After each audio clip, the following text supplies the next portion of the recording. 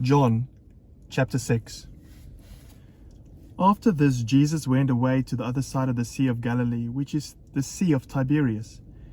And a large crowd was following him, because they saw the signs that he was doing on the sick. Jesus went up on the mountain, and there he sat down with his disciples. Now the Passover, the feast of the Jews, was at hand. Lifting up his eyes then, and seeing that a large crowd was coming toward him, Jesus said to Philip, "Where are we to buy bread so that these people may eat?" He said this to test him, for he himself knew what he would do. Philip answered him, 200 denarii worth of bread would not be enough for each of them to get a little. One of his disciples, Andrew, Simon Peter's brother, said to him, "There is a boy here who has 5 barley loaves and 2 fish. But what are they for so many?" Jesus said, "Have the people sit down." Now there was much grass in the place. So the men sat down, about 5,000 in number. Jesus took the loaves, and when he had given thanks, he distributed them to those who were seated. So also the fish, as much as they wanted. And when they had eaten their fill, he told his disciples, "Gather up the leftover fragments, that nothing may be lost." So they gathered them up and filled 12 baskets with fragments from the 5 barley loaves left by those who had eaten. When the people saw the sign that he had done, they said, "This is indeed the prophet who is to come into the world." Perceiving then that they were about to come and take him by force to make him king, Jesus withdrew to the mountain by himself. When evening came, his disciples went down to the sea, got into a boat, and started across the sea to Capernaum. It was now dark, and Jesus had not yet come to them. The sea became rough because a strong wind was blowing. When they had rowed about 3 or 4 miles, they saw Jesus walking on the sea and coming near the boat, and they were frightened. But he said to them, "It is I, do not be afraid." Then they were glad to take him into the boat, and immediately the boat was at the land to which they were going. On the next day, the crowd that remained on the other side of the sea saw that there had been only one boat there, and that Jesus had not entered the boat with his disciples, but that his disciples had gone away alone. Other boats from Tiberias came near the place where they had eaten the bread after the Lord had given thanks. So when the crowd saw that Jesus was not there, nor his disciples, they themselves got into the boats and went to Capernaum, seeking Jesus. When they found him on the other side of the sea, they said to him, "Rabbi, when did you come here?" Jesus answered them, "Truly, truly, I say to you, you are seeking me not because you saw signs, but because you ate your fill of the loaves. Do not work for the food that perishes, but for the food that endures to eternal life, which the Son of Man will give you. For on him God the Father has set his seal." Then they said to him, "What must we do to be doing the works of God?" Jesus answered them, "This is the work of God, that you believe in him who has sent you."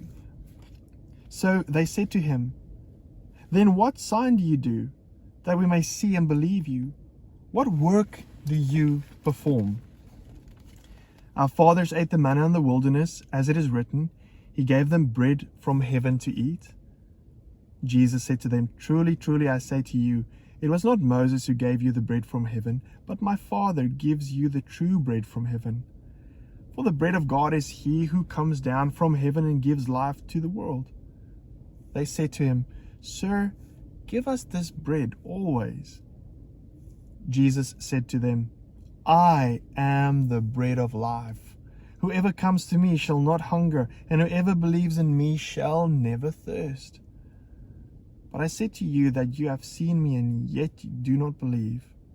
All that the Father gives me will come to me, and whoever comes to me I will never cast out.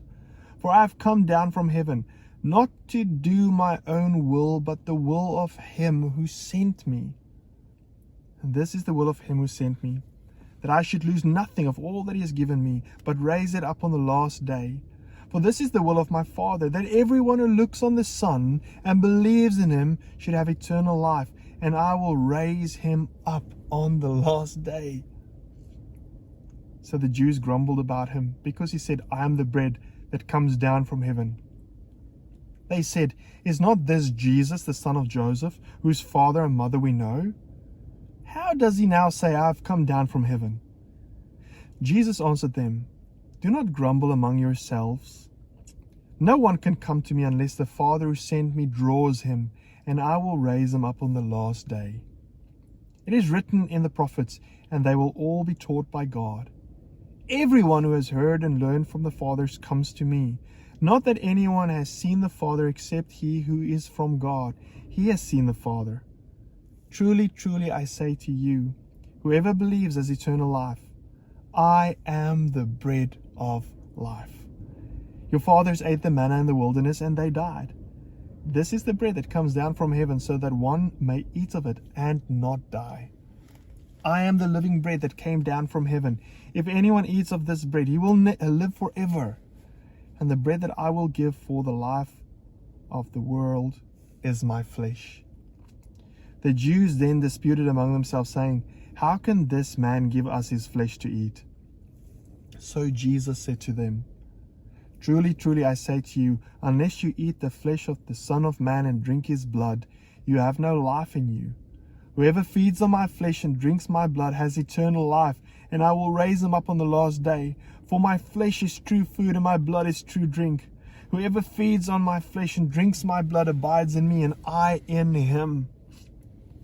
As the living Father sent me, and I live because of the Father, so whoever feeds on me, he also will live because of me. This is the bread that came down from heaven, not like the bread the fathers ate and died. Whoever feeds on this bread will live forever." Jesus said these things in the synagogue as he taught at Capernaum. When many of his disciples heard it, they said, "This is a hard saying. Who can listen to it?" But Jesus, knowing in himself that his disciples were grumbling about this, said to them, "Do you take offense at this? Then what if you were to see the Son of Man ascending to where he was before? It is the Spirit who gives life. The flesh is no help at all. The words that I have spoken to you are spirit and life, but there are some of you who do not believe."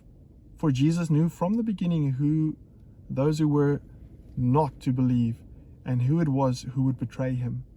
And he said, "This is why I told you that no one can come to me unless it is granted him by the Father." After this, many of his disciples turned back and no longer walked with him. So Jesus said to the 12, "Do you want to go away as well?" Simon Peter answered him, "Lord, to whom shall we go? You have the words of eternal life. And we have believed and have come to know that you are the Holy One of God." Jesus answered them, "Did I not choose you, the 12? And yet one of you is a devil." He spoke of Judas, the son of Simon Iscariot, for he, one of the 12, was going to betray him. John chapter 6.